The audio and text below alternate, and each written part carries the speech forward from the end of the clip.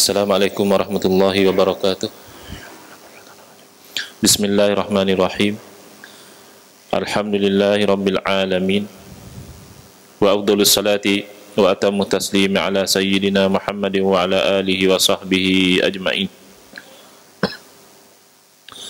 Rabbi shrah li sadri wa yassir li amri wa halul 'uqdatam min lisani yafqahu qawli. Subhanaka la ilma lana illa ma 'allamtana innaka antal alimul hakim. Allahumma akhrijna min zulumatil wahmi wa akrimna binuril fahmi waftah alaina bima'rifatil ilmi wa sahil akhlaqana bil hilm waj'alna mimman yastami'una al-qawla fayattabi'una ahsana. Allahumma ati nufusana taqwaha wa zakkiha anta khairu man zakkaha anta waliyuha wa maulaha. Allahumma arinal haqqa haqqan warzuqna ittiba'ah wa arinal batila batilan warzuqna istinabah. Amma ba'd. Alhamdulillah, InsyaAllah malam ni kita akan sambung membaca, memahami dan mengambil manfaat daripada isi kitab Kekeliruan Umat. Inilah jawapannya, susunan Al-Fadil Ustaz Muhaddir bin Haji Jul hafizahullah ta'ala wa nafa'na bihi wa bi'ulumihi fi darain amin. Kita sampai ke muka surat 20. Selesai membincangkan tentang dalil-dalil ataupun syubhatud dalil, dalil-dalil yang dianggap oleh sebahagian daripada saudara-saudara kita, sebahagian daripada sahabat-sahabat kita untuk mengatakan tidak ada bid'ah yang hasanah, ya. Jadi selesai kita melihat dalil mereka yang mana secara asasnya tertumpu kepada hadis Nabi SAW, hadis yang sahih, kullu muhdatsatin bid'ah wa kullu bid'atin dalalah wa kullu dalalatin finnar. Setiap yang baru itu merupakan bid'ah, dan setiap yang bid'ah itu merupakan kesesatan, dan setiap kesesatan itu tempatnya di dalam neraka.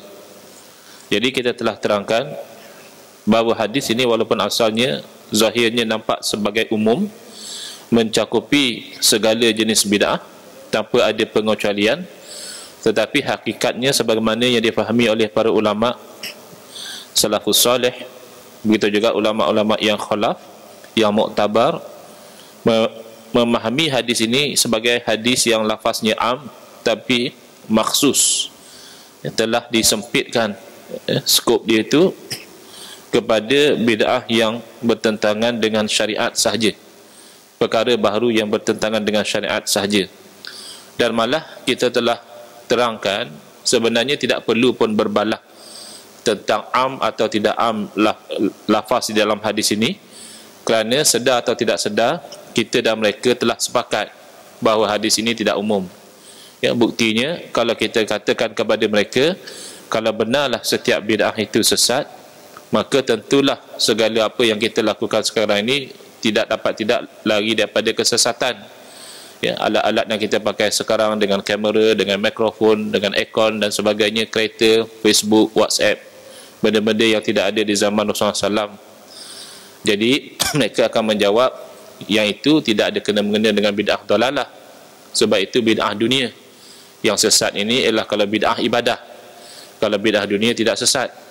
Jadi dengan jawapan mereka itu, secara automatik mereka telah mengaku bahawa ada jenis bid'ah yang terkeluar daripada hadis tadi. Tidak lagi semua bid'ah termasuk dalam maksud hadis dan mengatakan dalalah.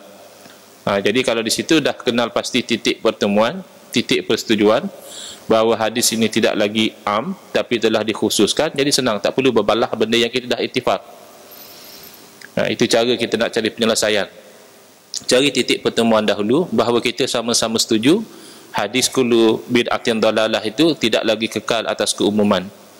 Kemudian kita kenal pasti perbezaan antara kita dan mereka adalah sahabat-sahabat kita ni, dia memandang kayu ukur bid'ah itu sesat ataupun tidak adalah membahagikan bid'ah kepada dunia dan ibadah.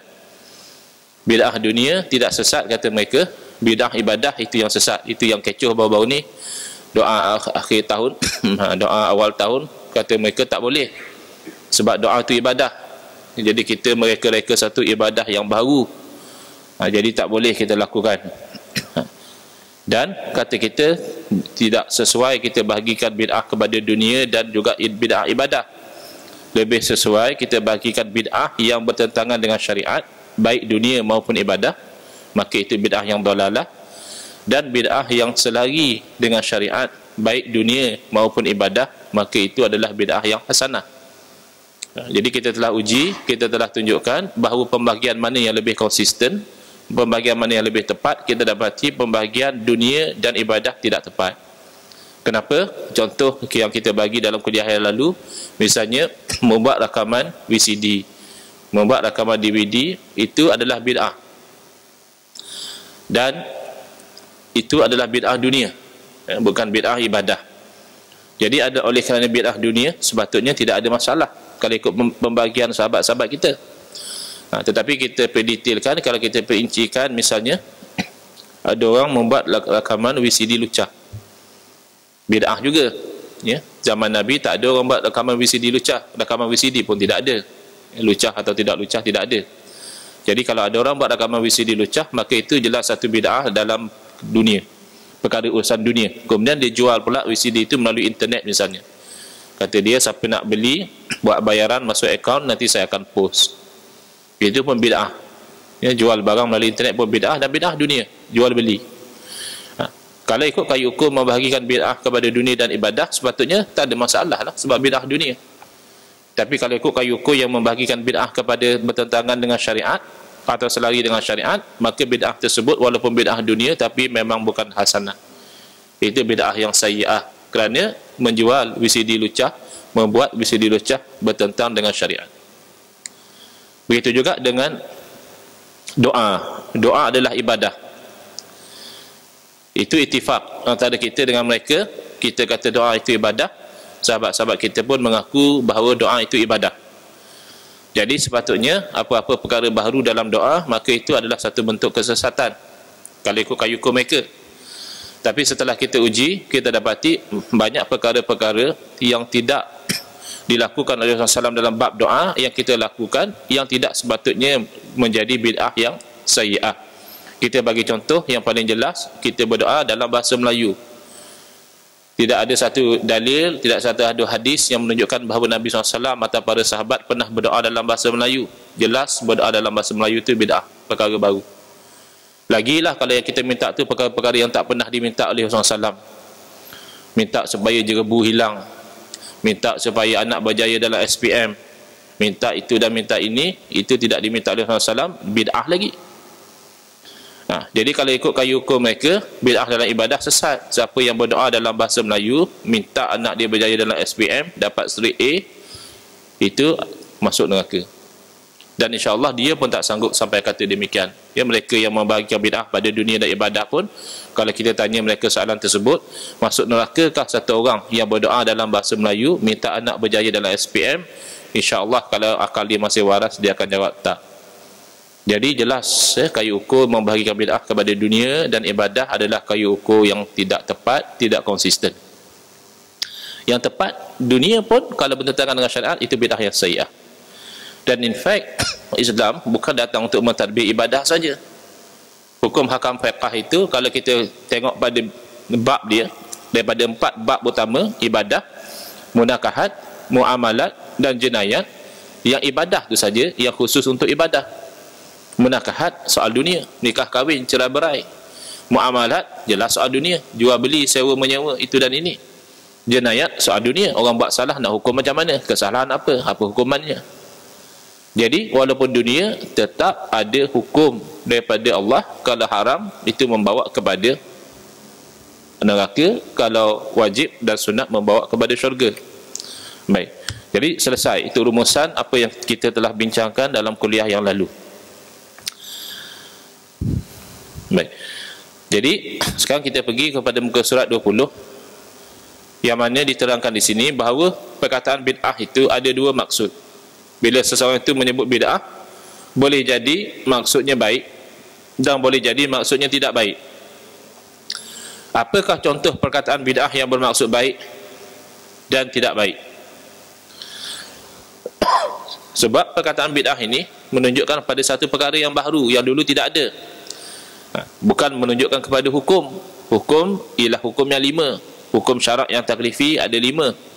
Tidak termasuk di dalam tu bid'ah. Jadi bid'ah pun dia akan tertakluk kepada hukum yang 5 ni.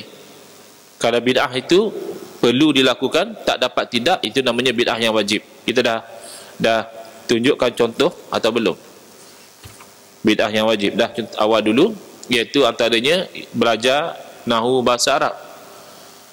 Belajar nahwu bahasa Arab tu bid'ah. Dalam zaman Nabi SAW, para sahabat tak ada belajar nahwu, tapi mereka ada guna nahwu. Tapi kenapa belajar nahwu menjadi bid'ah yang wajib? Sebab yang wajib adalah mengikut Al-Quran dan Sunnah wajib. Dan tak dapat seseorang itu mengikut Quran dan Sunnah kecuali kalau dia faham. Macam mana nak ikut kalau tak faham? Oleh itu, faham Quran dan Sunnah wajib.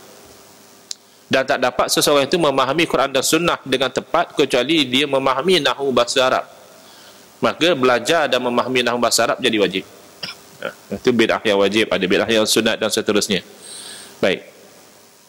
Jadi, jawapan, perkataan bid'ah atau perkara baharu tidak semuanya bermaksud tidak baik atau sesat. Ada juga yang bermaksud baik dan terpuji.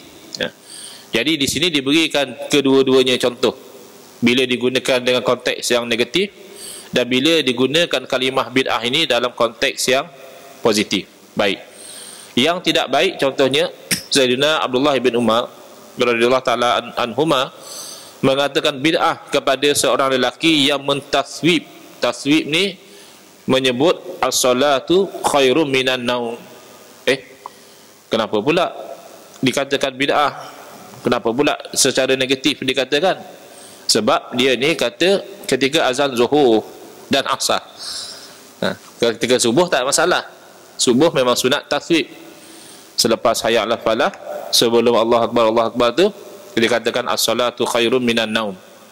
Solat lebih baik daripada tidur.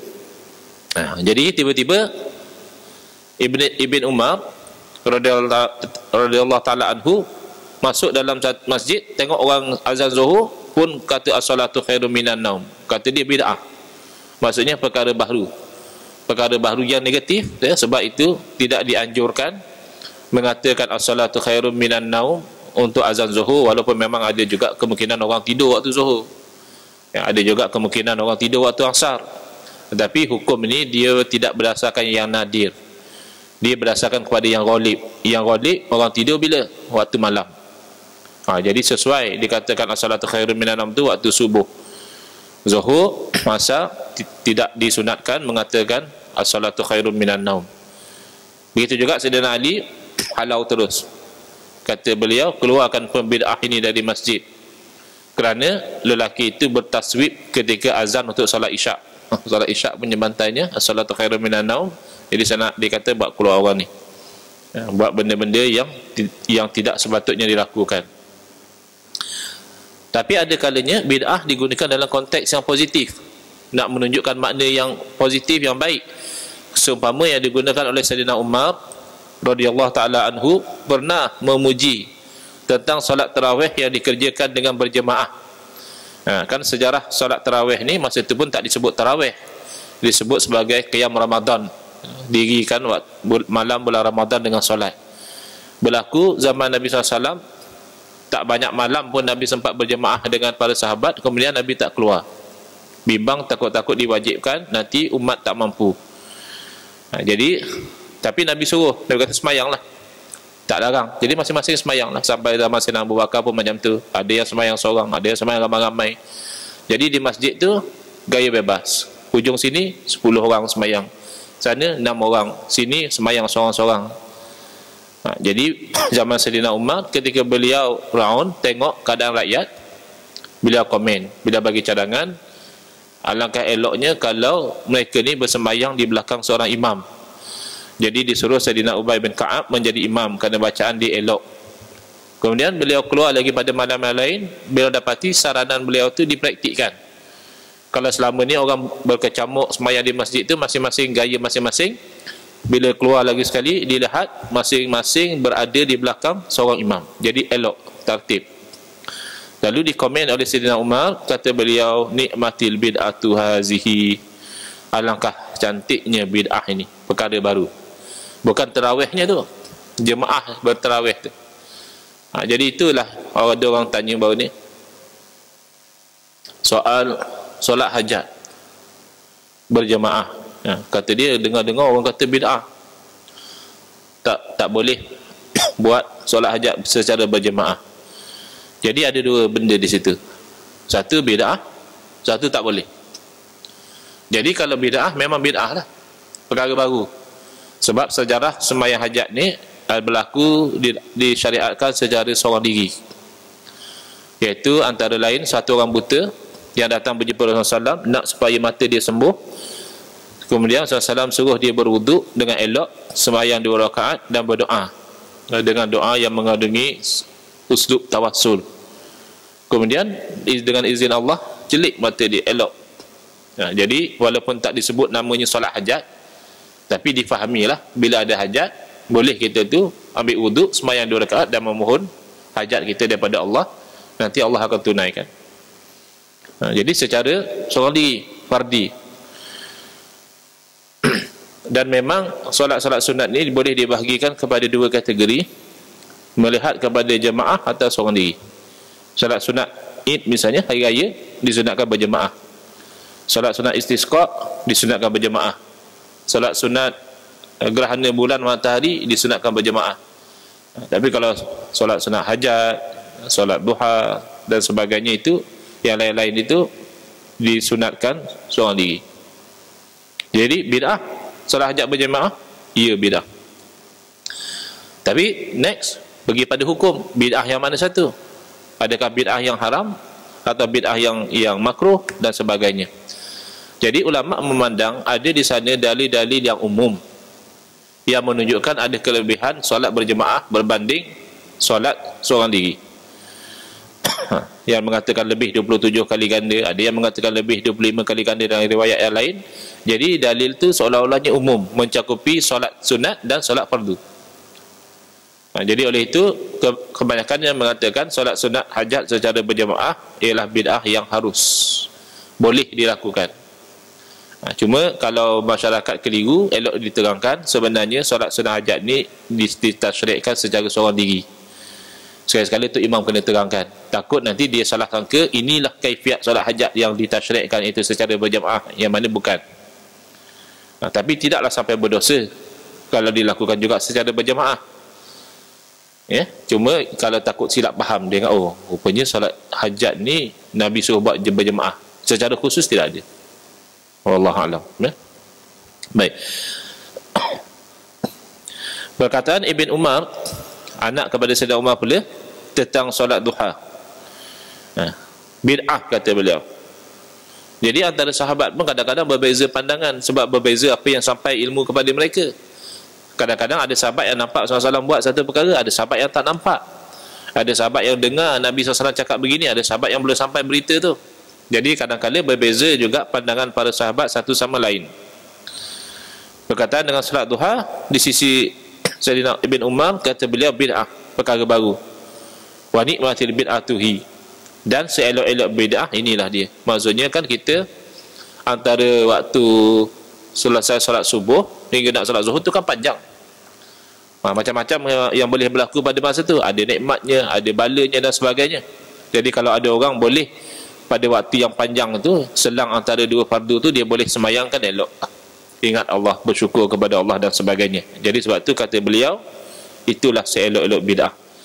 Jadi tidak semestinya bila digunakan bid'ah itu negatif semata-mata, ada kalanya digunakan secara positif. Malah ada sahabat kita yang pergi buat umrah, balik dia bercerita ketika buat umrah tu di Masjid Nabawi, dia dudukkan di sana, ada kadang-kadang ada halaqah ilmiah. Selepas solat ada doktor-doktor, ada asatizah yang mengajar.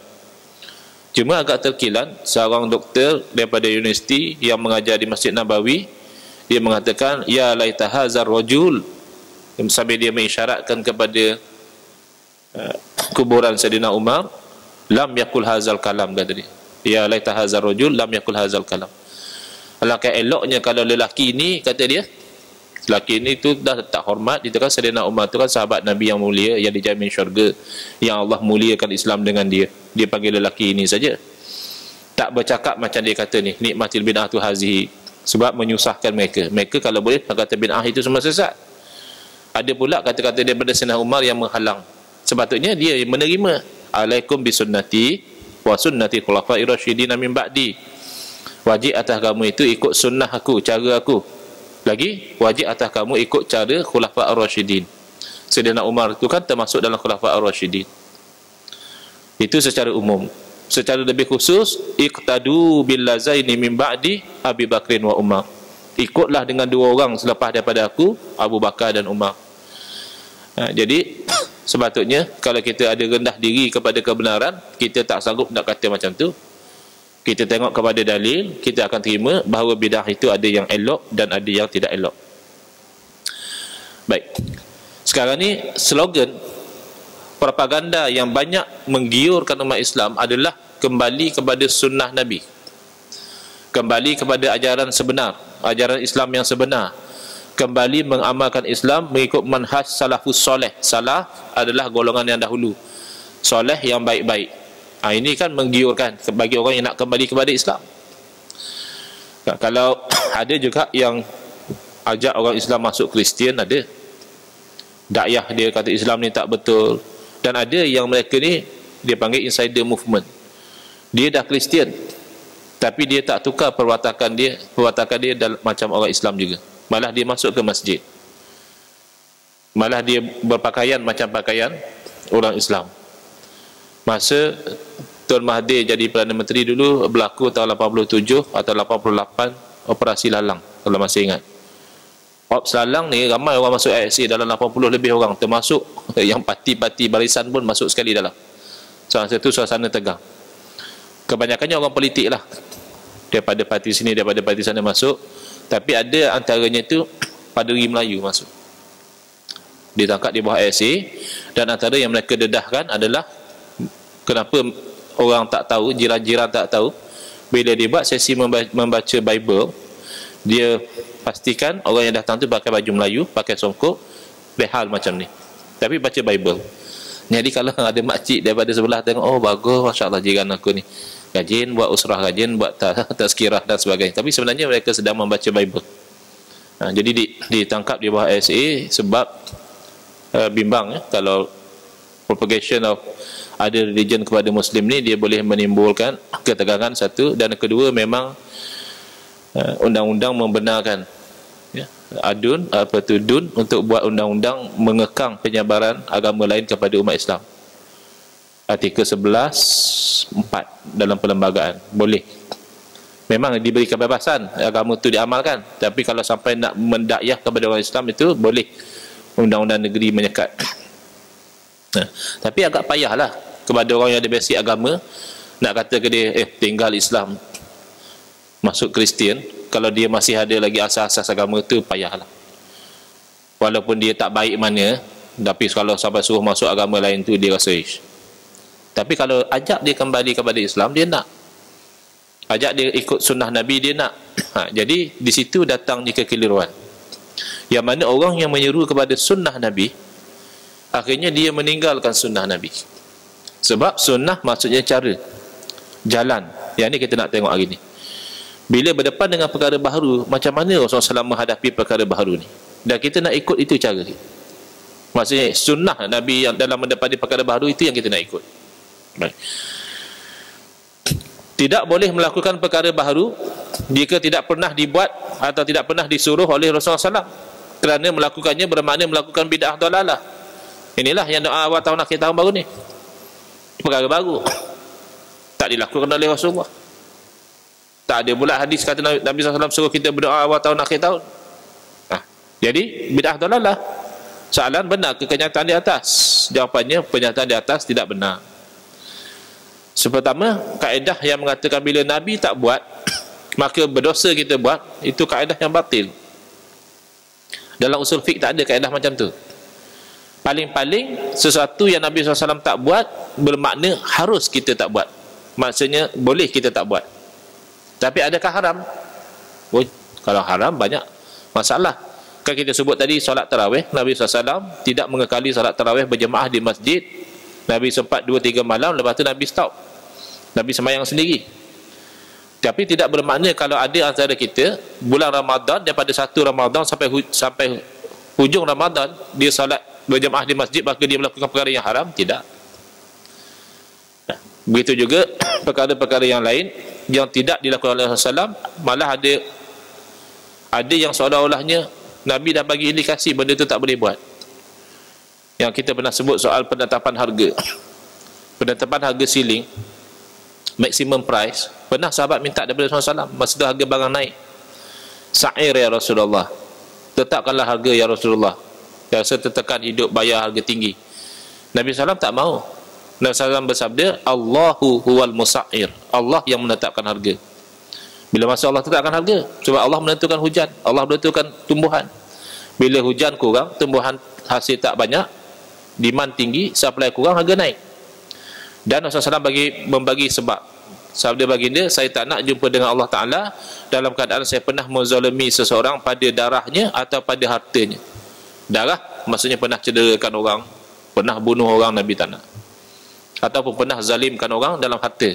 Jadi ulama memahami menetapkan harga siling menzalimi penjual pada harta dia, sebab dia dalam keadaan dah ada incur cost, dia nak jual pada harga tertentu, tiba-tiba kita paksa dia tak boleh jual, nak jual kena rendah daripada itu. Jadi itu menzalimi penjual. Itu seolah-olahnya dah jelas Nabi tak bagi.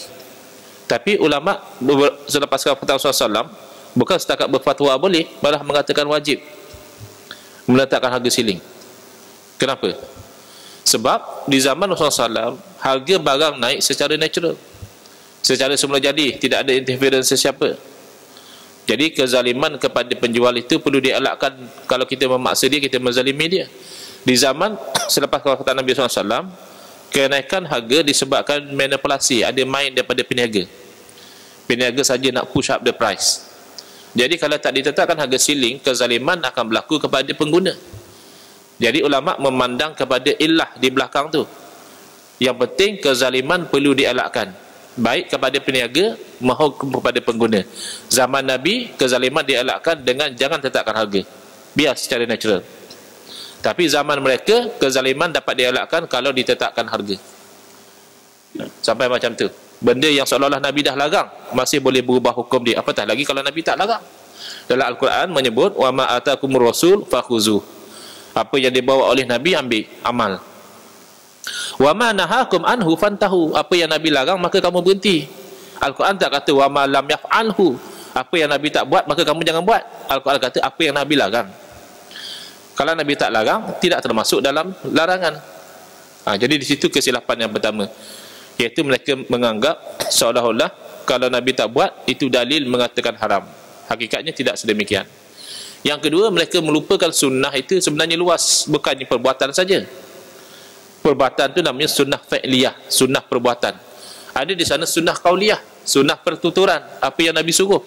Ada benda yang Nabi tak buat tapi Nabi suruh, Nabi puji. Dan ada di sana sunnah takririyah, iaitu sunnah pengiktirafan. Berlaku satu perbuatan di hadapan Nabi SAW, Nabi tak ada komen apa-apa. Itu pun dianggap sebagai sumber hukum. Lebih-lebih lagi kalau Al-Quran. Itu dalam bab doa awal tahun akhir tahun, bila Nabi tak buat, belum pasti lagi tak boleh buat. Sebab Quran suruh, ud'uni astajib lakum, doa kepada aku nanti aku perkenankan. Jadi suruhan itu umum. Bila suruhan itu umum, tiba-tiba kita nak taksiskan, kita nak jadikan dia sempit, kena ada dalil. Sebab dah datang perintah tu secara umum, berdoalah kepada aku. Kalau kita berdoa seorang diri, termasuk tak dalam berdoa? Termasuk. Kalau kita berdoa beramai-ramai macam tadi, tuan imam berdoa, kita pakat doa mengaminkan, termasuk dalam doa. Berdoa dalam masjid, berdoa. Berdoa dalam kereta sambil memandu pun berdoa. Berdoa dalam bahasa Arab, berdoa juga. Berdoa dalam bahasa Melayu pun berdoa. Berdoa dengan lafaz yang datang daripada Rasulullah SAW. Rasulullah pernah doa dengan doa itu baik, sebab dapat dua. Satu, dapat pahala berdoa, kedua, dapat pahala ikut Nabi. Tapi berdoa dengan lafaz kita sendiri, yang kita reka sendiri pun termasuk berdoa. Tak pandai kita nak reka sendiri, kita tiru lafaz yang direka oleh para ulama pun termasuk doa. Jadi doa awal tahun akhir tahun tu doa yang disusun oleh para ulama. Jadi boleh kita berdoa. Pelik ada satu orang berfatwa, kata dia tak boleh kalau kita berdoa dengan lafaz yang disusun oleh orang lain. Tapi kalau kita berdoa dengan lafaz kita sendiri, itu boleh. Innalillahi wa inna ilaihi raji'un. Apa bezanya? Orang lain susun ke kita susun, asalkan isi doa itu tidak bertentangan dengan syariat, okey. Kalau bertentangan dengan syariat, kalau kita susun sendiri pun tak okey. Kita jenis hasad dengki, dah lama geram dengan jiran, ya Allah bagi pelingkup, dia buat balik kereta baru pula, oh geram kita. Terbau, bau kan kereta baru tu ada bau dia, sampai bau kereta baru dia kat hidung kita, sakit hati. Ya Allah, kau bagilah pelingkup, aksiden, terbakar lah, macam-macam kita doa. Itu kita reka sendiri pun haram juga, sebab isinya tu bertentangan dengan syariat. Jadi kalau kita tengok doa awal tahun dan akhir tahun yang diamalkan tu, kita tak jumpa yang bertentangan dengan syariat. Akhir tahun dia kata kalau ada dosa dia yang belum diampunkan, ya Allah ampunkanlah. Lebih kurang macam itulah kan. Kalau awal tahun, minta Allah lindung daripada syaitan, daripada hawa nafsu. Cuma yang mereka petikaikan, ada pula mengatakan kalau baca doa tu nanti syaitan tu menangis dan kecewa. Dia kata mana boleh iktikad macam tu, kata dia. Jadi ada satu jemaah di satu surau, dia tanya, betul ke Ustaz syaitan menangis dan kecewa? Kata Allah alam lah, kita pun tak biasa tengok syaitan. Dia menangis ke dia kecewa, kita tak tahu. Sama macam ditanya kepada, tak silap saya, Imam Sufyan As-Sauri. Ada orang tanya, Tuan Imam, apa nama isteri iblis? Kan ada orang suka tanya soalan pelik-pelik, nak menguji. Kalau boleh jawab, hebatlah. Kalau tak boleh jawab tu, kira lekeh lagi lah. Jadi dia dah fikir, apa faedah tahu nama isteri iblis? Akhirnya dia jawab, wallah alam, saya pun masa dia orang kahwin, saya tak datang, tak dijemput. Kalau dia jemput mungkin tahu. Maksudnya tak ada faedah lah. Tahu benda-benda macam tu tak ada faedah, tak tahu pun tidak ada mudarat. Jadi yang itu dalam buku-buku yang menceritakan tu tak jumpa dikatakan Nabi, tak jumpa dikatakan Nabi SAW beritahu macam tu. Kalau dia kata Nabi SAW beritahu macam tu, kena semak lah betul ke tak betul. Setahu kita tidak ada riwayat Nabi SAW beritahu siapa yang berdoa dengan doa tersebut maka syaitan akan kecewa dan menangis. Jadi paling-paling mungkin itu pengalaman peribadi para ulama yang mengamalkan. Mungkin dia dapat mimpi, mungkin dapat alamat dan sebagainya. Jadi dia berkongsi. Sama lah macam kita, misalnya kita ada satu penyakit kronik, tak macam mana tak tahan, dah bertahun-tahun dah, tak baik-baik. Akhirnya kita berdoa dengan satu sirah yang kita reka sendiri, yang lahir daripada rasa pasrah, rasa menyerah diri pada Allah Ta'ala. Tiba-tiba, esok sembuh. Jadi kita berkongsi dengan kawan kita, kata lafaz doa ni kalau penyakit kulit insya-Allah lah. Baca ni insya-Allah sembuh. Itu sajalah. Jadi bila orang berdoa, dia berkeyakinan, itu namanya husnuzon. Ana inda zanni abdi bi. Aku ni pada sisi sangkaan hamba aku kepada aku. Jadi elok kita sangka baik dengan Allah Ta'ala, bahawa Allah Ta'ala perkenankan doa kita supaya dosa kita diampun. Bila dosa kita diampun, memang jelas syaitan kecewa. Menangis kedak tu Allah alam lah, tapi kecewa lah sebab usaha dia selama ni nak membawa kita masuk neraka sama dengan dia. Allah Ta'ala ampun kita. At-taibu minaz zambi kaman la zambalahu. Orang yang bertaubat daripada dosa macam orang yang tidak ada dosa. Baik, banyak contoh pernyataan di atas tu tak benar. Banyak contoh menunjukkan para sahabat melakukan perkara baharu yang tidak pernah dibuat dan tidak pernah disuruh oleh Rasulullah SAW. Jadi kalau melakukan perkara yang Nabi tak buat dan Nabi tak suruh tu haram, nescaya Nabi larang. Sebab itu tugas Nabi tabligh, menyampaikan. Sebab itu bila Nabi SAW, ada riwayat mengatakan Nabi SAW kencing berdiri, jangan kita silap faham, kata kita sunnah kencing berdiri. Sebab Nabi kencing berdiri, kau ikut sunnah. Bukan. Nabi larang kencing berdiri. Dan itu larangan bila Nabi SAW sendiri. Ada riwayat mengatakan bagi dia kencing berdiri menunjukkan libayanil jawaz. Maksudnya walaupun dilarang tapi tidak sampai haram. Jadi pertanyaan timbul, boleh pula Nabi SAW buat benda yang makruh? Sebab kencing berdiri ni dilarang, tidak sampai haram, makruh lah. Boleh pula Nabi buat benda yang makruh? Untuk Nabi SAW hukumnya tidak makruh. Sebab salah satu daripada kewajipan Nabi adalah menyampaikan, tabligh. Jadi cara menyampaikan baik dengan lisan maupun dengan perbuatan. Nabi dah menyampaikan bahawa kencing berdiri itu tak bagus, Nabi larang. Dan Nabi nak menyampaikan bahawa kencing berdiri itu tak sampai haram. Jadi Nabi kencing berdiri, ada orang nampak. Jadi untuk Nabi, baginda sedang menyampaikan dengan perbuatan. Untuk kita hukumnya makruh. Samalah juga macam wirid, Nabi suruh. Nabi beritahu kalau siapa wirid macam ni, ini pahalanya.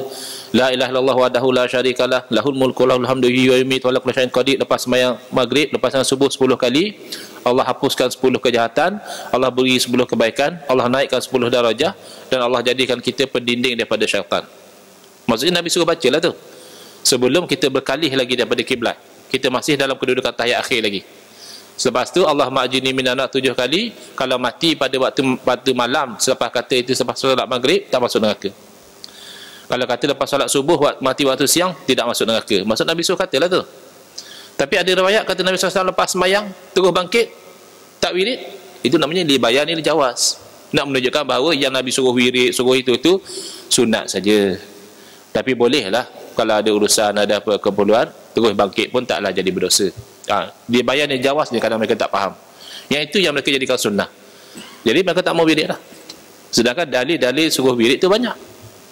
Malah disebut oleh Imam An-Nawawi dalam kitab Al-Azkar, ijma' para fuqaha bahawa sunat berwirid selepas sembahyang. Baik, contohnya Sayyidina Bilal radhiyallahu ta'ala anhu melakukan solat sunat wudu. Nabi tak suruh. Ya, ataupun boleh juga ditakyifkan, dianalisa sebagai sunat mutlak selepas setiap kali ambil wudu. Itu amalan dia. Berwuduk saja mesti dia solat 2 rakaat. Berwuduk saja solat 2 rakaat. Nabi tak suruh. Walaupun Nabi SAW tak suruh, bila ditanya oleh Rasulullah kepada Sayyidina Bilal, apa amalan yang paling kamu harap dalam Islam ya Bilal? Jadi Sayyidina Bilal kata, tak ada apa ya Rasulullah, cuma saya ni kalau saya berwuduk mesti saya akan sembahyang 2 rakaat. Sepatutnya kalau sikap sebahagian daripada sahabat kita, oh cakap macam tu, bid'ah ya Bilal, kau buat benda yang aku tak pernah buat, aku benda tak pernah suruh, masuk neraka dan sebagainya, tak. Jadi solat itu disuruh secara umum, walaupun tidak disuruh setiap kali berwuduk solat, tapi tidak juga dilarang. Jadi Nabi SAW memuji sebab dia tidak bertentangan dengan syariat. Sabda Nabi SAW, inni sami'tu baina yadayya dufana laika fil jannah. Itu amalan mungkinlah sebab saya dengar bunyi slipper kamu tu di hadapan saya dalam syurga. Itu maksudnya pengiktirafan. Lagi Khubayb ibn Adi al-Ansari radhiyallahu ta'ala anhu mendirikan solat 2 rakaat sebelum dibunuh. Dia ni dah orang kafir nak bunuh dia, dia kata bagi saya masa nak solat 2 rakaat. Tak ada suruhan daripada Nabi. Nabi tak pernah pesan, so kamu siapa yang nak kena bunuh sembahyang dulu 2 rakaat, tak ada. Oh, kalau kita masuk neraka kawan ni, sembahyang 2 rakaat sebelum kena bunuh. Jadi tak begitu. Kan al-a'mal bi khawatimiha. Amalan kita kan dinilai mengikut khawatim dia, itu yang kita bimbang. Takut khawatim tu yang buruk, kita minta Allah makhtim lana bi husnil khatimah, habiskan kami tu, tutupkan kami dengan penutup yang baik, wala takhtim alaina bi su'il khatimah, jangan tutup dengan su'ul khatimah. Jadi dia dah tahu orang nak bunuh dia, bolehlah dia berancangan apa amalan terakhir dia. Yang kita kadang-kadang tak tahu. Nasiblah ada orang mati tengah main badminton, ada orang mati tengah sujud, itu juga yang mati lepas berkhalwat, nauzubillah min zalik, nak lari daripada penguatkuasa terus terjatuh, takut mati macam tu. Tapi dia dah tahu, orang tu tahu dah jatuh kaman bunuh, dia minta masa untuk sembahyang, kan elok. Dan dia kata kalaulah tak kerana dia bimbang orang dia kata dia ni takut nak mati, nescaya dia akan panjangkan lagi, sebab khusyuk sembahyang terakhir ni. Dah tahu kata nak mati lepas tu. Dan tidak dikomplain oleh sesiapa pun, cuma diriwayatkan oleh Sayyidina Abu Hurairah, fakana awwala man shalla rak'atain indal qatli, dialah orang yang mula-mula sekali sembahyang 2 rakaat ketika akan dibunuh. Di Malaysia katanya sembahyang 2 rakaat juga, tapi sembahyang wajib, sembahyang subuh. Orang Islam katanya digantung hari pagi Jumaat selepas solat subuh. Dan ada orang cerita, dia kata SOP dia tu 50 second je, tak boleh lebih pada 50 second lepas dia bagi salam, hukuman tu sepatutnya dah selesai. Kalau dapat hidayah memang khusyuk sungguh lah sembahyang. Yang tu dia kata sallu salatal muwaddi' lah, sembahyanglah kamu sembahyang nak ucap selamat tinggal. Yang betul-betul rasa tu orang yang solat subuh pagi Jumaat nak kena hukum bunuh tu lah. Memang betul-betul solat yang nak ucap selamat tinggal. Kata Syekh Abdul Qadir Jalani, kata beliau, bukan saja salu salatal muaddi', malah kulu aklal muaddi', makan tu cara makan orang nak ucap selamat tinggal. Sebab boleh jadi kita yang makan tu last meal kita. Washrabu syurba al muaddi', dan minumlah minuman orang yang nak ucap selamat tinggal. Jadi taklah kita tu terbahak-bahak ketawa, taklah kita tu lalai sangat. Sebab tak sedikit orang lepas minum, lepas makan mati. Baik, seterusnya Sayyidina Rifa'ah ibn Rafi' Az-Zurqi membaca doa selepas i'tidal. Berlain daripada Nabi SAW ajar. Nabi SAW ajar lain. Sami Allah liman hamidah, bacaannya lain Nabi ajar. Tapi dia ni datang masuk, bila Nabi Sami Allah liman hamidah, dia baca Rabbana lakal hamdu hamdan katsiran tayyiban mubarakan fih. Jadi Nabi dengar. Dan Nabi SAW tanya, manil mutakallim? Sebab semayang Nabi tanya, siapa dia hak sebut tu tadi, bercakap tadi. Akhirnya dia mengaku. Dia kata, ana ya Rasulullah. Boleh bayang tak kalau sahabat-sahabat kita dapat orang macam ni? Halil bid'ah wal hawa, buat bid'ah, mereka ibadah baru. Nabi relax je. Memuji Allah dalam semayang tak bertentangan dengan syariat. Walaupun dengan lafaz Nabi tak ajar. Jadi oleh kerana benda itu tak bertentangan dengan syariat, malah elok, dan malah pujian tu elok, maka komen Nabi SAW, inni ra'aitu bid'an wa salasina malakan yabtadirunaha ayyuhum yaktubu awal.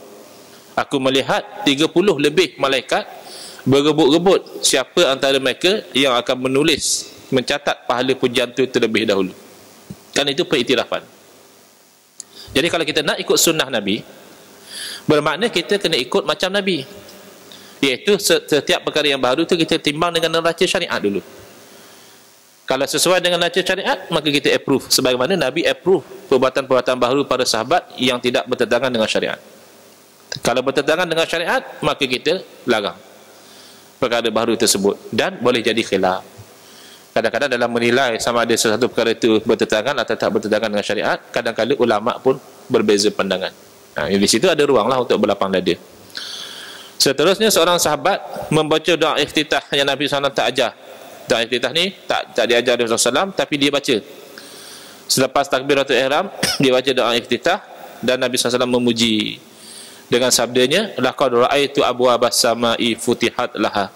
Saya telah melihat, kata Nabi SAW, pintu-pintu langit dibuka untuk doa tu. Dalam semayang lagi tu. Kita doa akhir tahun awal tahun pun bukan main macam nak berperang. Kita tinggallah isu-isu yang lebih mendesak daripada itu. Isu kekuasaan orang Islam nak terlepas sebab pecah belah. Isu orang nak buat seks bebas di Malaysia ni. Tak dapat poster seks dengan robot. Di Johor katanya nak dibuat seks dengan robot. Itu semua nak menghancurkan Islam lah tu. Argument dia kebebasan saja. Robot aku beli, kata dia. Suka hati akulah nak buat seks ke nak buat apa. Yang itu yang patutnya menjadi penumpuan kita. Macam mana nak counter ni serangan liberalism, serangan ekstremism lagi. Yang ISIS apa semua nak masuk ke Malaysia, dah masuk dah. Agenda tu dah masuk. Tengoklah Telegram tak sedikit ada terpengaruh dengan ISIS, menganggap itu jihad. Kita sibuk orang nak baca doa.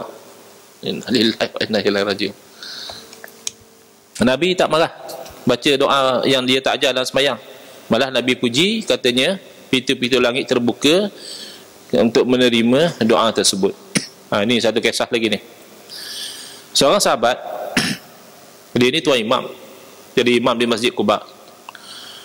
Dia ni suka baca surah Ikhlas. Tak ada apa-apa masalah baca surah Ikhlas. Masalahnya cara dia baca tu tak macam Nabi buat, dan Nabi tak suruh. Iaitu dia baca misalnya Fatihah, kemudian dia baca qul Allah, kemudian baru dah dia baca wadduha ke apa ke, kemudian baru dia rukuk. Nanti rakaat kedua Fatihah, qul Allah lagi, lepas tu baru baca alam nasyrah, lepas tu baru rukuk. Jadi makmum pun tengok berlain sungguh dia ni daripada yang Nabi buat. Akhirnya mereka tanyalah, pasal apa buat macam tu? Tak boleh ke kalau baca qul Allah, baca qul Allah ya, tak payah lagi baca yang lain? Ataupun kalau nak baca yang lain, tak payahlah baca qul Allah, ni qul Allah lagi, baca yang lain lagi. Kata dia, kalau apa nak aku jadi imam, macam tu lah aku baca. Kalau apa nak buat macam lain, apa jadi imam? Tak salah hati aku. Orang kampung pun susah hati. Salah ramai-ramai dia yang elok, bacaan dia, tertib dia elok. Akhirnya mereka adu direct pada Rasulullah SAW lah, senang. Nabi panggil ya. Ni sikap Nabi. Kata nak ikut sunnah Nabi, tengok cara Nabi. Tak terus Nabi marah dia. Tak terus Nabi kata kau ni buat berbeza dengan aku, benda yang aku tak suruh ahli bid'ah. Tak ada. Nabi tanya dulu, siasat dulu. Kenapa kamu buat macam tu? Kata dia, ya Rasulullah, saya kasih pada surah tu. Di situ datang penilaian. Kasih kepada surah daripada surah-surah Al-Quran, salah atau tak salah? Kasih kepada kalam Allah, salah ke?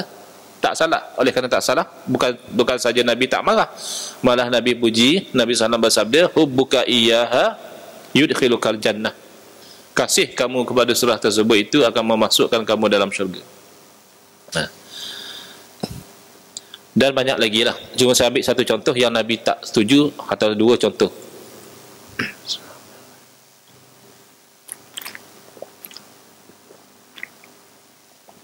Contoh yang Nabi tak setuju, benda baru, adalah antaranya perbuatan daripada sahabat yang mulia Sayyidina Mu'az bin Jabal radhiyallahu ta'ala anhu, ketika beliau berbalik pada overseas, berbalik daripada musafir. Balik saja jumpa dengan Rasulullah SAW, terus dia sujud pada Nabi. Jadi sujud pada Nabi SAW ni bid'ah, benda baru. Tak ada Nabi suruh dan tak ada Nabi buat. Jadi pun Nabi masih siasat lagi. Nabi tak terus marah dia. Nabi SAW tanya pada Sayyidina Mu'az, ma haza ya Mu'az? Ni apa dia Mu'az? Main-main sujud kat saya ni. Jadi jawab Sayyidina Mu'az, ya Rasulullah, saya itu ada musafir ke Syam, sebelah Suriah sana, dan saya dapati orang di sana mereka sujud kepada orang-orang yang mereka hormati. Mungkin padri-padri mereka sujud, menteri-menteri, orang-orang besar mereka sujud. Jadi kata Sayyidina Mu'az, engkau ya Rasulullah tentulah lebih layak untuk disujud, sebab engkau utusan Allah. Apa sangat padri banding dengan Rasul? Apa sangat menteri banding dengan Rasul? Jadi engkau lebih layak disujud. Jadi ketika itu Nabi menilai, sujud kepada makhluk walaupun dengan niat untuk menghormati dia, bukan niat menyembah memang jadi kafir. Tak, niat menghormati saja. Seorang sujud pada mak ayah dia misalnya, sujud kepada suami misalnya, dalam syariat Nabi SAW perkara demikian dilarang, bertentangan dengan syariat. Bila bertentangan dengan syariat, baru Nabi larang. Sabda Nabi SAW, la taf'alu, jangan buat lagi. Malah ada penambahan di situ dalam satu riwayat, Nabi SAW bersabda, kalaulah saya nak menyuruh seseorang itu bersujud kepada seseorang yang lain, nescaya saya telah suruh para isteri itu supaya mereka itu bersujud kepada suami-suami mereka. Tapi Nabi tak suruh, sebab dalam syariat Nabi Muhammad SAW, sujud kepada makhluk tidak dibenarkan. Dalam kes yang lain, ada beberapa orang datang berziarah untuk jumpa Nabi SAW, Nabi tak ada di rumah. Jadi mereka tanya macam mana ibadah Nabi. Jadi keluarga Nabi ceritalah, Nabi jenis semayang, balik makan, Nabi tidur, bangun semayang, gitu begini. Jadi seolah-olah mereka rasa macam, oh rupanya tak banyak mana juga Nabi ni ibadat. Dia rasa macam Nabi ni tak banyak mana. Jadi kata dia, tak apalah, Nabi dah diampunkan oleh Allah, maksum, tak ada dosa dan sebagainya. Tapi kalau kami ni, kata seorang tu, saya ni nak semayang tak mau tidur. Bid'ah lah tu. Nabi tak suruh macam tu. Yang seorang lagi kata pula, aku ni nak puasa tak mau berbuka, puasa saja tak mau berbuka. Yang seorang lagi pula kata, aku tak mau kahwin. Akhirnya sampai berita kepada Nabi SAW, dan Nabi SAW ukur perbuatan mereka itu tak sesuai dengan syariat. Sebab mereka menganggap itu yang lebih baik. Tak semestinya, malah boleh datang mudarat. Akhirnya Nabi SAW kata, ma bala qaumun yaqulu kaza wa kaza. Apa cerita satu kaum duk cakap macam ni aku ni yang paling bertakwa di kalangan kamu, tapi aku ni sembahyang dan aku tidur, aku ni berpuasa dan aku berbuka, dan aku berkahwin dengan wanita-wanita. Jadi tak semestinya perkara baru itu Nabi iktiraf, ada kalanya Nabi larang, Nabi tegur. Dan tak juga semestinya segala perkara yang baru itu Nabi larang, ada kalanya Nabi puji dan Nabi memberi pengiktirafan. Dan yang seterusnya itu insya-Allah kita sambung lagi pada kuliah yang akan datang. Ada apa-apa soalan?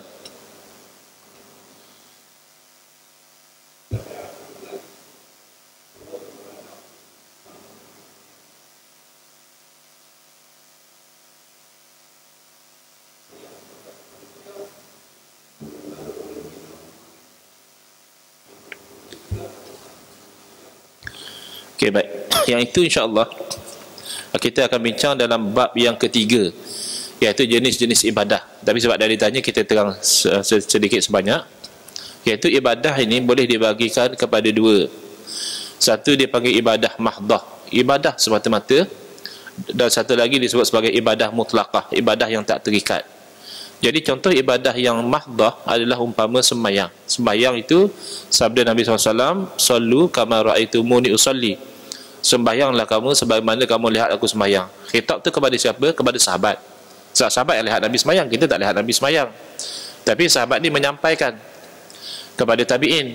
Tabi'in menyampaikan kepada generasi seterusnya, sampailah melalui para ulama cara Nabi sembahyang tu sampai kepada kita. Ada khilaf lah, sebab berbeza riwayat, berbeza kefahaman. Tapi secara umumnya cara sembahyang tu dah jelas. Maka ketika itu tak boleh kita melakukan bid'ah. Kita sembahyang pasal lain. Contohnya kita kata tak sesuai, rokok dulu baru sujud, sujud dulu baru rokok. Tak boleh. Ataupun kita nak tambah pula sembahyang tu yang 4 jadi 5 misalnya, jadi 6, atau nak kurangkan. Kata kita ubah sesuka hati kita. Macam Pak Kasim kata. Pak Kasim kan cakap orang ramai mati di Mina tu sebab masing-masing nak pergi buat haji bulan Zulhijjah, kata dia. Padahal kebetulan je Nabi buat bulan Zulhijjah, kita buat bulan lain pun boleh. Kebetulan, kata dia. Kalau kebetulan, kenapa tak kata kebetulan je Nabi buat haji di Mekah, kita buat di Shah Alam pun boleh. Lagi tak sesak di Mekah sana. Ataupun kebetulan je Nabi melontar di Mina, kita melontar di tempat lain pun boleh. Duduk di hotel tu melontar, senang lagi.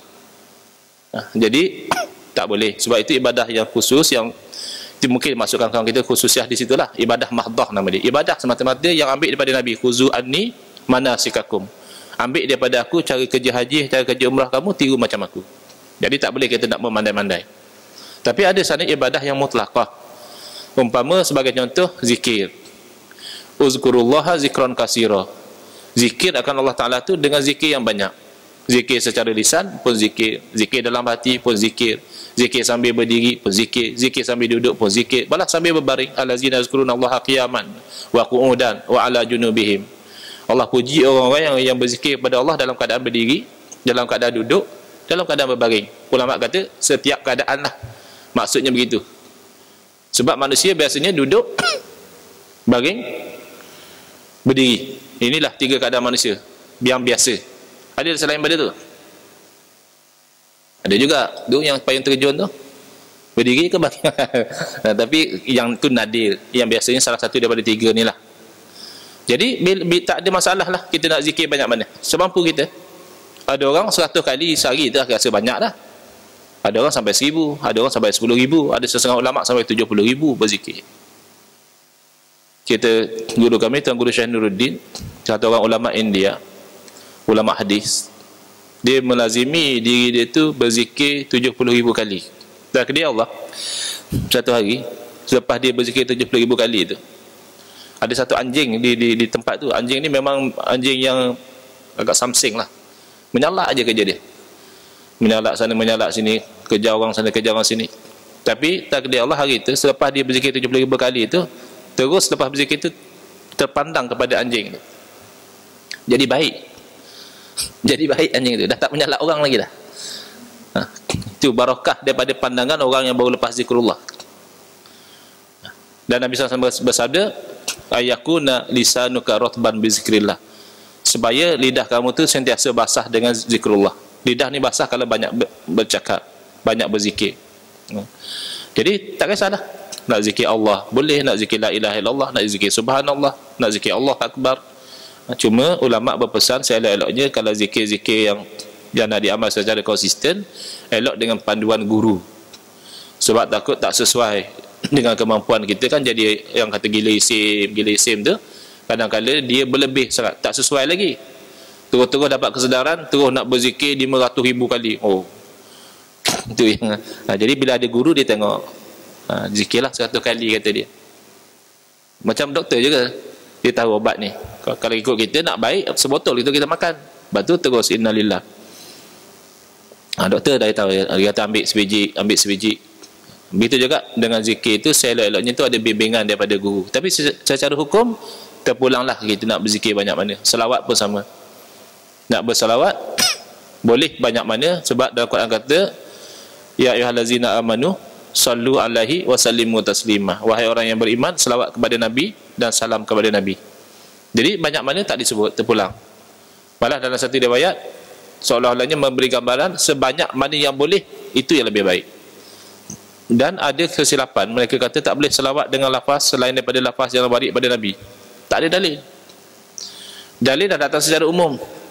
Maksudnya selawat seorang diri, selawat. Selawat beramai-ramai, selawat. Selawat secara spontan, selawat. Selawat secara berancang, kita rancang nak berselawat malam ni, pun selawat juga. Selawat dengan lafaz yang datang daripada Rasulullah SAW, itu sangat elok. Sebab dapat, macam tadi dah dapat dua. Dapat kelebihan berselawat dan dapat kelebihan ikut Nabi SAW. Dan selawat dengan lafaz selain daripada yang datang daripada Rasulullah SAW pun elok juga. Macam selawat-selawat yang dibuat oleh para sahabat. Sahabat ada mereka selawat mereka sendiri, ulama-ulama dan sebagainya. Yang penting selawat itu mendoakan Nabi. Jadi kalau yang sedemikian tidak ada. Sebab tu baca doa termasuk dalam ibadah yang mutlaqah. Sebab tu kita tak faham kenapa mereka terlampau sensitif nak melarang orang daripada berdoa. Tapi kurang bunyi pula kalau orang berdisko, orang berapa semua tu dia kurang bunyi. Kata dia bid'ah lagi lebih teruk pada ibadah. Ialah kalau bid'ah yang sayyi'ah. Bid'ah yang lebih teruk daripada maksiat, kata mereka. Bid'ah yang lebih teruk pada maksiat ni bid'ah dalam akidah. Itu memang teruk pada maksiat. Sebab dia boleh membawa kepada gelincir iman. Macam Qadariyah misalnya, itu bid'ah dalam akidah. Jadi kafir. Mu'tazilah khilaf. Ada kata jadi kafir, ada kata jadi fasik. Jabariyah pun jadi rosak agama. Jabariyah asalnya macam ahli sunnah. Buruk dan baik daripada Allah Ta'ala. Kemudian dia melarat. Kita tanya dia pasal apa tak semayang. Nah, macam mana Allah Ta'ala dah takdir aku tak semayang? Jabariyah ni yang CEO emas pakai. Dan orang kita tak tahu nak jawab. Dia bekas CEO emas, bukan CEO emas. Ni saya tak tahu siapa. Bekas CEO emas dia kongsi. Dia kata masa dia jadi CEO dulu, ada staf dia tanya, kenapa emas masih menjual arak sedangkan Malaysia negara Islam? Kan emas tu syarikat milik kerajaan. Sepatutnya bila kerajaan dah iktiraf Malaysia sebagai negara Islam, taklah jual arak, sebab arak dilarang dalam Islam. Jadi kata staf dia, I want a religious answer. Saya nak jawapan yang keagamaan. Saya tak nak nanti kamu jawab customer kita minta dan sebagainya. Jadi akhirnya kata, okay, if you want a religious answer, I give you one religious answer. Dia kata, your God, Allah, berkuasa tak? Dia ni nama macam orang Islam, tapi dia bukan Islam, dia Kristian. Berkuasa tak? Dia kata, ya Allah berkuasa. Dia kata, kalau Allah berkuasa, kalau Allah kehendaki, tentulah Allah boleh menghentikan penjualan arak di emas. Dia kata betul juga. Kalau Allah berkuasa, memang Allah berkuasa. Dan kalau Allah kehendaki, mesti Allah berkuasa untuk hentikan penjualan arak. Jadi dia argue, kalau emas masih menjual arak, itu buktinya Allah nak supaya arak dijual di emas. Sekarang ni itu satu ujian. Siapa yang nak, dia boleh minum. Siapa yang tak nak, maksudnya dia kuat iman, dia tak minum. Yang penting Allah nak supaya arak tu dijual di emas. Dia kata the crowd applauded, tepuk tangan, termasuk yang bertanya. Itu pasal dia tak mengaji sifat 20. Kalau mengaji sifat 20, kita dah belajar bab iradah. Iradah dengan amar kadang-kadang tak sama. Amar maksudnya perintah. Tok guru kita bagi contoh simple saja. Kata mereka, Allah Ta'ala perintah Sayyidina Abu Bakar supaya beriman. Dan Allah Ta'ala nak, itu namanya iradah. Allah Ta'ala nak Sayyidina Abu Bakar beriman. Allah Ta'ala perintah Abu Jahal beriman, perintah supaya beriman, tapi Allah Ta'ala tak nak Abu Jahal beriman. Allah Ta'ala larang Sayyidina Abu Bakar daripada kufur, dan Allah Ta'ala tak nak Sayyidina Abu Bakar kufur. Allah Ta'ala larang Abu Jahal jangan kufur, tapi Allah Ta'ala nak Abu Jahal tu kufur. Jadi dalam kehidupan kita, kita bertindak berdasarkan perintah, bukan berdasarkan kehendak. Kalau berdasarkan kehendak Allah, tu yang kena bunuh masuk dalam tong simen tu, itu ada takdir Allah di situ. Takkan berlaku tanpa takdir Allah. Dah tertulis dah dia mati macam tu. Kalau macam tu, tak payahlah kita sibuk-sibuk nak mencegah jenayah. Semuanya takdir Allah belaka. Jadi itu namanya i'tiqad Jabariyah. Jabariyah ni dia merosakkan syariat sebab dia menyalahkan takdir. Sepatutnya dalam kes mas jual arak, kita bukan tengok pada kehendak Allah, sebab kehendak Allah tu bila berlaku baru kita tahu. Kita berdasarkan kepada perintah Allah. Dalam bab arak, Allah perintah suruh jual ke Allah larang suruh jual? Allah larang, kita kena berhenti lah. Di situ dia tak dapat nak jawab. Mungkin berkali tak tauhid macam tu tak diajar lagi sekarang. Akhirnya ditipu oleh orang kafir, orang bukan Islam. Tapi Jabariyah ni sebenarnya tak payah mana kita nak counter dia. Kalau dia dah asyik menyalahkan takdir, kalau masa kata kita nak hukum dia buat satu kesalahan, dia kata tak boleh hukum saya sebab Allah dah takdirkan saya minum arak misalnya. Selepas kita hukum dia, kita bagi tahu lah dia nak buat macam mana, Allah takdir kami hukum kamu. Kan sama juga. Jadi ini benda yang sebenarnya cuba dijauhi oleh musuh-musuh Islam daripada orang kita belajar tauhid. Sebab bila kita jauh daripada akidah, mudah untuk mereka merosakkan kita. Bila mereka jauhkan kita daripada syariat, mereka kata jangan ikut mazhab. Sedangkan mazhab ini adalah hasil ijtihad para ulama daripada Quran dan hadis. Jadi orang yang paling layak nak faham Quran dan hadis tu, ini hasil dia dihidangkan pada kita. Mereka kata jangan ikut mazhab, ikut Quran dan sunnah. Betul, ikut Quran dan sunnah. Tapi ikut Quran dan sunnah macam yang difahami oleh hawa nafsu mereka, itu tak betul. Dan yang terakhir mereka akan serang tasawuf. Mereka kata tasawuf ni daripada amalan Hindu. Memang ada tasawuf yang diselewengkan. Mereka sebenarnya ajaran sesat. Mereka kata mereka ahli sufi. Mereka kata mereka ahli tarikat. Tapi mereka melanggar syariat. Itu dah dalil bahawa tak betul. Sebab tarikat jalan menuju redha Allah. Macam mana dapat redha Allah kalau syariat dia dilanggar? Tapi kalau tarikat yang betul, dia tentang zikir, istighfar, munajat, salawat. Kata dia pengaruh Hindu. Bila masa Hindu tu bertahlil berselawat, tak pernah jumpa Hindu bertahlil berselawat. Jadi ini semua serangan-serangan kepada setiap daripada kekuatan Islam, supaya lama kelamaan umat jauh daripada Islam. Wallahu a'lam. Bismillahirrahmanirrahim. Alhamdulillahirabbil alamin. Wassalatu wassalamu ala asyrafil anbiya'i wal mursalin wa ala alihi washabbihi ajmain. Allahumma shrah sudurana wa ahsin akhlaqana wa azim ujurana wa nawwir qulubana binuri hidayatika kama natal arda binuri syamsika abadan abada birahmatika ya arhamar rahimin. Walhamdulillahirabbil alamin.